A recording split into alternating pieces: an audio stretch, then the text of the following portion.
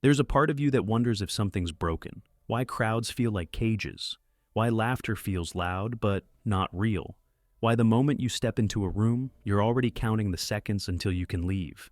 You're not alone in this feeling, and no, you're not broken. Let me tell you why your soul seeks silence over chatter and solitude over company. Sometimes you walk into a room full of people, and yet feel entirely alone, like a ghost wandering among the living, present but unseen. And while others seem to thrive in noise and interaction, you begin to shrink, to fade. You wonder, why am I like this? Why do I feel so drained by others? This video is for you, not to fix you, but to understand you. Because maybe what you've labeled as antisocial is really just a form of deep, unspoken wisdom. Let's dive into the quiet corners of your mind and heart and find the reasons why you don't like being around people. You're not cold, you feel everything. So much so that small talk feels like sharp edges, and crowded rooms feel like emotional hurricanes. You absorb energies, unspoken tensions, fake smiles, and buried grief. You hear the words, but you also hear the silence between them. And it's exhausting, carrying what others won't say out loud. So instead of smiling through the storm, you retreat, not out of rudeness, but as an act of quiet survival, because your heart is a tuning fork, vibrating with every unspoken sorrow in the air. You don't just witness pain, you inhale it. You don't just listen, you feel the weight of every word unspoken. You walk through rooms like a candle in the wind, soft, bright, and always on the verge of being snuffed out. Even joy can feel overwhelming, too wide, too fast, too much. And so you seek spaces where your soul can breathe again, where emotions aren't worn like armor, but held like hands, where you can simply exist, unfiltered, unburdened, understood. Because sometimes your empathy bleeds through your skin, and the world feels like too much light in your eyes. You carry stories in your chest that aren't even yours. You cry tears that don't belong to your own sadness. You're stitched together by feeling, and sometimes that thread is pulled too tight. So you retreat, not to hide, but to heal, to refill the cup that others keep drinking from. To remember that your softness is not a weakness, it's your gift. Maybe once, someone laughed at your truth. Maybe your trust was placed gently into someone's hands, only to be shattered and returned in pieces. When connection becomes a battlefield, isolation becomes a shield.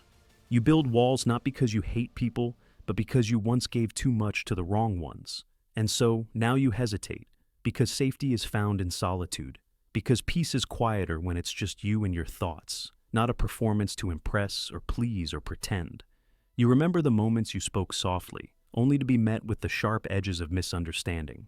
You remember loving loudly and watching that love echo back in silence. You've learned that not every heart is ready to hold yours. So now, you fold yourself gently, tuck your soul into quiet corners, and wait for the rare ones, the ones who don't flinch at your depth, the ones who stay when your silence speaks louder than your words. Because betrayal doesn't always arrive like thunder. Sometimes it whispers in smiles and soft hands. And you, so full of hope, opened the door anyway. You didn't just trust them, you believed in them. You let them see the parts you hide from mirrors, and when they left, they didn't just walk away with memories, they walked away with pieces of who you were becoming. Now, every hello feels like a risk. Every closeness feels like standing barefoot on broken glass. You've become fluent in the language of departure, but even still, a part of you hopes. Hopes there's someone out there who won't mistake your softness for weakness. Someone who won't run when the waters get deep. Someone who won't turn away when they finally see all of you. Until then, you protect your peace like a prayer. You sit in your solitude like it's a cathedral, because being alone with your truth hurts less than being misunderstood with company. You've learned to read intentions in tone, to recognize goodbye in someone's gaze before they say a word. You carry past betrayals like old scars, not to relive them, but to remember. Now, you measure love in actions, not promises. You've stopped chasing explanations from those who never meant to stay. And in that silence, you've discovered a strange kind of peace, the kind that comes when you no longer beg to be understood. Some days, the loneliness feels like a shadow. Other days, it feels like freedom. But always, always, you choose truth over comfort, even when that truth is a room with only your heartbeat in it. Because now, you know, Losing others hurts, but losing yourself hurts more. And maybe, just maybe, this time alone is not a punishment. It's a sacred pause, a rebuilding, a quiet bloom after the storm. Because healing is not loud, it's not dramatic. It's you learning to love yourself in the places where others couldn't. It's you learning to stay. You don't mind people, you just mind the performance. You don't want to talk about the weather, you want to talk about the soul. You want to sit with someone in silence that says more than words ever could. You want depth. You want honesty without masks, laughter without fakeness, presence without performance. And until you find that kind of connection, you'd rather be alone. Not because you're bitter, but because you've tasted authenticity, and you can't go back to anything less. You're not looking for noise. You're searching for meaning.